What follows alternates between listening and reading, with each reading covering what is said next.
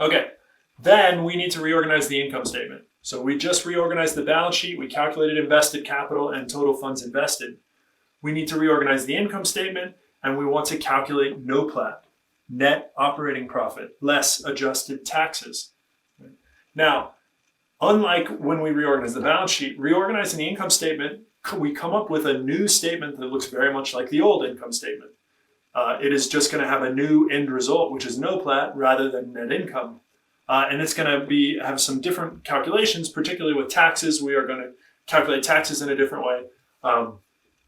But otherwise, it is just going to represent everything on the income statement that is operating, and all financing or other items on the income statement we're going to remove and calculate and include in our valuation separately.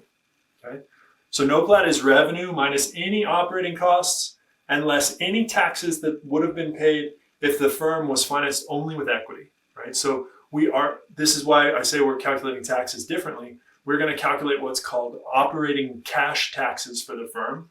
And that is going to assume that we do not have the value of an interest tax shield that we would have gotten if we had debt financing. Okay, so raising money with debt, taking out a loan, provides a value to the firm because interest paid reduces taxes paid.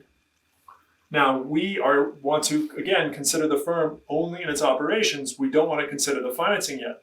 So if we remove the financing items like interest paid, we also remove the benefit of that interest paid from the taxes, from reducing our taxes. So we are going to calculate taxes a little differently. And we're just going to basically make up an income statement that assumes that the firm has no debt. Okay? And then all that's left is identifying the operating costs and revenues. Okay? What we have to be sure of, and again, I'm going to say this over again, if we have everything that we have identified as operating on the balance sheet, any revenue that's attached to those operating assets needs to be in NOPLAT.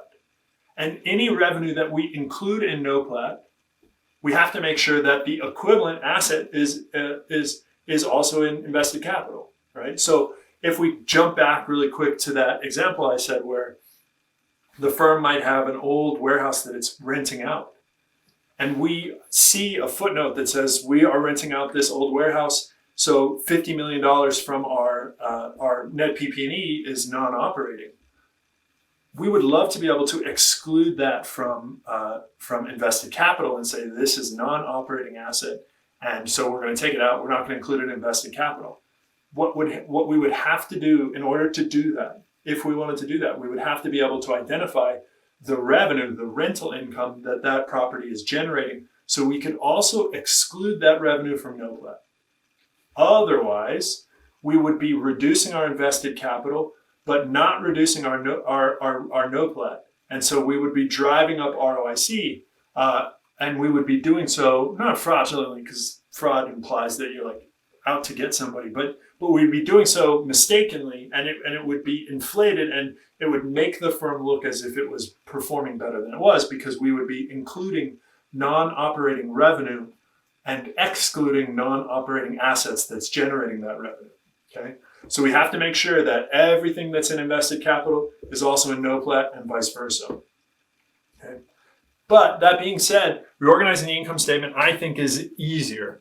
Okay, it tends to be much more obvious what is operating on the income statement and what is not. So we can look at our simple income statement for this firm. So we have revenue minus, and here I've already said minus operating costs. Normally we would have an item here that just said costs, or it might say be broken out into like SG&A and then operating costs, something like that. It's not usually this obvious, but I'm making it obvious here. Operating costs minus depreciation, that gives us operating profit, which is what we call EBITDA, usually EBITDA. Then minus interest expense, minus equity income, right? This is revenue that the equity investments from the balance sheet is generating. So we hold shares in another firm, they pay us dividends, that's equity income here. That gives us EBT, earnings before taxes, then we pay taxes, and we're left with net income. So this is our standard accounting balance sheet. Okay? When we reorganize, what we're going to do is exactly the same thing as we did with our balance sheet. We just walk through each item and we say, does the firm need this expense to operate? right? Are these expenses and revenues related to the operations of the firm? So on the revenue side, again, we don't have a lot of options here. Unless we have some footnote breaking down revenue or saying something specific about revenue and the inclusion of some non-operating revenue, we just are going to assume all revenue is operating. Okay, now I'll show you an example where that's not true. But we have to be told these things if we're outside the firm. Otherwise, we can't identify them. Now, operating costs, that's explicit. These are the costs related to the operating of the firm. What we'd be looking for here in general would be things related to our employees, so like salaries, wages, that kind of thing. We'd be looking for things related to building the product. So that's typically what we're thinking about with operating costs, supplies and wages and things like that. Okay. Depreciation, we're going to consider depreciation typically to be operating in nature. We are depreciating assets that we need to operate, so that's part of the business. That gives us operating profit or EBITDA. Okay. Now, interest expense is a financing expense, so we're not going to include that. Equity income is non-operating revenue, right? This is the dividends from the stock that we own, and that's not part of the operations of the firm, so we don't include that as part of the revenue. And then we are going to calculate taxes separately. We're going to calculate taxes just based on the operating profit. Okay? And we're going to use a method called what we actually want is operating cash taxes. And so we'll look at that in the following slides, how to do that. But that gives us NOPLAT.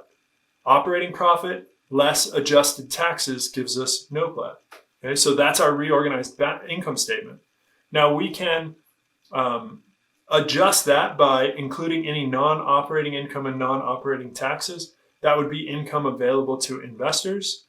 And then the interest expense is financial. That's how we can reconcile this reorganized statement with net income by simply subtracting the interest that we pay to debt holders. Okay. So again, I think reorganizing the income statement is typically easier. It's a little more straightforward, but that doesn't mean that it's easy. It just means that it's easier. Okay. We still have to be really careful as we try to identify things that are operating and non-operating. And there's still going to be assumptions that we have to make here that unless we can find more information in the footnotes or the details of the financial statements about, for instance, we may have to break down costs if it's not as nicely put as here as it says operating costs. We may have to break down costs in a more significant way.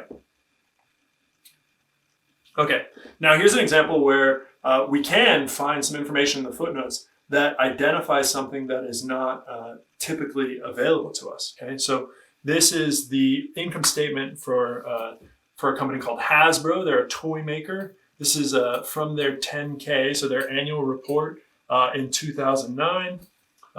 And there is a section in all the 10Ks called the MD&A, or Management Discussion and Analysis section. And we talked about it in the DCF example when I was showing you the financial statements. This is the part where the management gets a chance to be more speak in just sort of plain English about what's going on with the firm. They can tell us about major events that happened during the year. They can tell us about their plans for the future. So they can talk more generally without like giving tables or legal statements or anything like that about what they expect to happen and what has happened. Okay? And so we can see this example here. It says, international segment operating profit increased significantly, but gross profits and operating profits were positively impacted by the cessation of manufacturing at the company's Valencia, Spain facility. But that means that gross profit in 2005 included cash charges of approximately $18 million associated with severance related to this cost reduction initiative. And then it goes on to talk about the improvement in operating profit was due to lower royalties from the Beyblade and it partially offset by an increase in advertising expense. So they go on to just sort of describe what's going on. But the important part here is that we notice that costs in 2005 were abnormally higher because they included in this cost an $18.4 million severance charge, right? Where severance is the paying of these employees from the closing of this factory in Valencia. Now, closing a factory is not part of the operations of the firm. It is sort of potentially a result of the operations of the firm, but not in our normal operations of the firm are we intentionally just closing firms in and out. We don't close a factory and open a factory just on the regular, right? This is a result of maybe bad operations, but it's not part of the operations. And so because we can actually see this in the footnote, we can adjust the cost of sales here, and we can adjust the gross profit by this $18.4 million. We can take that out and call that a non-cash expense, a non-operating expense, okay? But this is it's an example of having to really read these giant documents very carefully to try and tease out all of the things that may be sort of included or maybe hidden, either intentionally or non-intentionally. Right. Now, the other thing I want to show you is that the example for UPS and the real simple ones that we just did are they are not the exact path to reorganizing a balance sheet or the income statement. They are just a general guideline, right? The roadmap is we need to identify the operating items on the income statement or the balance sheet. Every firm, that is going to be different. Okay, so for every firm, the operating items are going to look different, right? So if we look at Hasbro and we think about back to the example with UPS, right? Things on UPS balance sheet or let's stick with the income statement. Things on UPS income statement that were operating were things like fuel. They were maintenance costs. They were airplane leases. They were a huge amount of wages for all the employees. They were purchased transportation because they were paying the postal service to deliver the package in the last mile, things like that, right? Notice that absolutely none of those are in the income statement for Hasbro. Hasbro has revenue, they have cost of sales, so these are presumably the cost of the toys and that kind of thing. Then they have gross profit. Then after that, they have royalties, product development. So royalties is money that they pay the toy designer, right? It's part of the agreement. They pay the toy designer a percentage of the sales. Product development, this is developing new toys. Advertising, they have to advertise all these toys somehow, so they're buying ad spots on Nickelodeon or something like that. And then selling and administrative, this is them. This is selling administrative is all their wages and stuff, and this is what they're including. And for them, this is a big deal because they've got people trying to put all these toys in stores and Amazon, things like that. So they have a sort of a huge workforce doing that. And notice that none of these items are anywhere on UPS's balance sheet. Income statement, right? And even advertising is probably a minuscule thing for UPS. They just don't need to advertise. We know if we want to ship something, we know we've got three options: UPS, FedEx, and the Postal Service. They're not advertising to compete against each other, and they're not trying to sell us anything more than what we already know they have. Whereas for Hasbro, they're advertising all these toys. They're advertising new toys. They're trying to get a limited, parents' limited budget to buy toys. And royalties is not something UPS deals with, but it's clearly operating for Hasbro because that's how they source all these toys, is toy designers bring them toys and then they pay royalties on them. Right? So all of these items are operating for Hasbro, but none of them are even sort of relevant enough to UPS to include in their consolidated income statement. Right? So again, don't think that the example for UPS that we've been working is just going to set you up for life in terms of knowing what to do in the future. Each different type of company that you look at is going to have a different looking set of financial statements and have a different set of operating items and operating assets. And you are basically going to have to start with scratch anytime you move from company to company. Okay? This is typically why analysts are assigned a single industry and only a couple of firms from that industry. So they typically are going to be like, okay, you're the tech analyst, you're the manufacturing analyst, you're the shipping analyst, you're the airline analyst, because you have to go into the details of all of these financial statements to really pick out things like this, like severance charge for Hasbro in 2005. And you have to be really familiar with the way that these companies tend to report things to identify things like this. So it's easier if all of the companies are in the same industry, because then all of the operating items should be the same. So what we're looking for tends to be similar. If you're trying to be the analyst for Hasbro and Google and American Airlines all at once, you are just going to have a huge amount of work and knowledge to try and handle. Okay, so that's just too hard. That being said, the process is the same.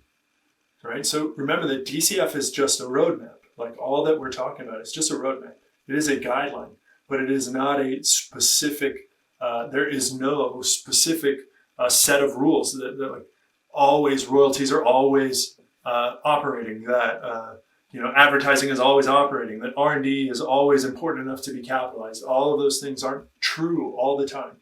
We have to, as the analyst, we have to identify them on our own, and there's a bit of an art to it, and certainly it takes a lot of practice.